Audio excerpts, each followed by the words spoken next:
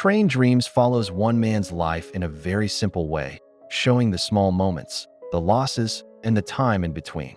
But underneath that simplicity, there's a bigger idea about how a life is shaped and what it all means in the end. The film opens with Robert Grainier arriving near Bonner's Ferry as a young boy. He's alone, and we understand quickly that he's an orphan. There isn't much dialogue here. Instead, the scene focuses on him stepping off the train, looking around, and entering a place that will define the rest of his life. The moment feels simple, but it carries a lot of weight because this is where everything begins. Right from the start, the film makes it clear that Robert's life isn't something he fully chooses. He doesn't decide to come here. It just happens to him. The train works as a symbol of that idea. It moves forward on a fixed track, and Robert is just carried along with it. This sets up one of the film's main ideas. Life isn't always about control or big decisions.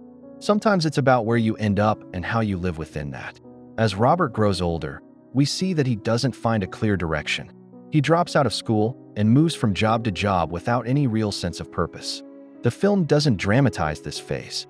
It feels quiet and almost uneventful, which makes it feel more realistic. He's not chasing a dream or trying to stand out. He's just getting through each day. This part of the film reflects a kind of life that isn't often shown in movies. There's no big turning point or sudden realization. Instead, it shows how some people live without a clear sense of direction for a long time. Robert's life at this stage is defined by movement without meaning, and that becomes important later when he finally finds something that gives him stability. Robert eventually meets Gladys, and their relationship develops in a natural way. There's no dramatic romance or big emotional scenes. They simply grow close, get married, and start building a life together. They create a home near the Moyi River and have a daughter named Kate.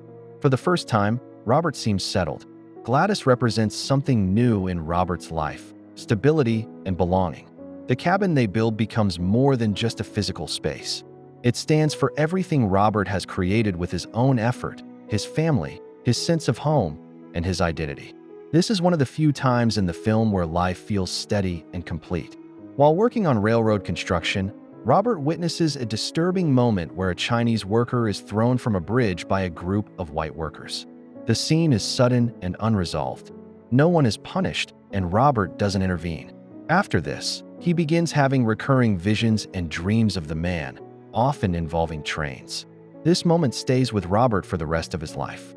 Even though he isn't directly responsible, the fact that he witnessed it and did nothing creates a kind of guilt. The dreams show how trauma can repeat itself in the mind, changing form but never fully disappearing. The train, which earlier symbolized movement and fate, now also carries a sense of violence and inevitability. Robert takes on seasonal logging work, which keeps him away from his family for long stretches. The work is physically demanding and often dangerous. During this time, he meets different workers, some of whom briefly connect with him before disappearing from his life. Even though Robert is working to support his family, the job creates distance between him and the people he cares about. This reflects a common tension in life. Providing for loved ones can sometimes mean being away from them. The forest setting adds another layer to this.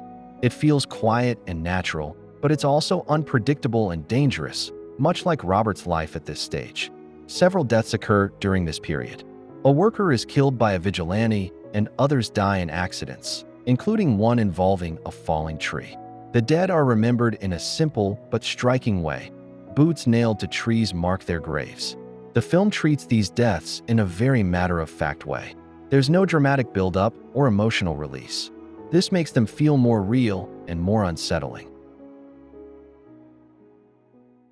Robert forms a closer bond with a fellow worker named Arn Peoples. When Arn is injured by a falling branch, Robert stays with him as he slowly dies over several days. This is one of the more personal losses in the film. Arn's death stands out because of the connection between him and Robert. It shows that even in a harsh and temporary environment, real friendships can form. At the same time, it reinforces the film's larger message that these connections are often short-lived. People come into your life, leave an impact, and then they're gone. After the war, Robert struggles to find steady work. He and Gladys decide to build a more stable life by farming and starting a lumber mill. This feels like an attempt to move away from the unstable and dangerous life of logging. This is Robert actively trying to shape his future. Farming and building a business represent permanence and control. However, the film suggests that even when people try to create stability, external forces can still disrupt everything. When Robert returns home from work, he finds that the cabin has been destroyed by a wildfire. Gladys and Kate are missing and presumed dead. This is the central tragedy of the film. Everything Robert built is gone in a single moment. The fire acts as a symbol of how quickly life can change and how little control people really have. The lack of dramatic reaction makes the loss feel heavier, as it reflects how grief can sometimes feel empty rather than expressive. Robert rebuilds the cabin with the help of his friend Ignatius Jack, but the sense of home is gone.